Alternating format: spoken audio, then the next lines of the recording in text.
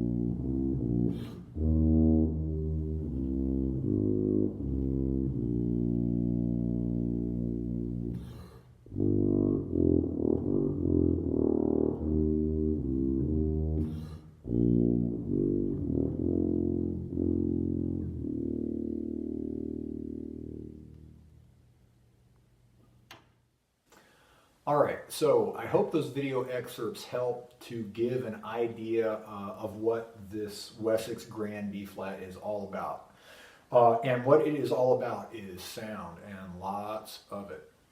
You know, I would love to hear a section of these along with some E flats and a proper British brass band in the hands of some of my colleagues over in the UK, because I can imagine that they would put this horn to great use. And I would imagine that this will be a very popular B flat tuba over there, as well as anywhere that someone's looking for a big B flat tuba.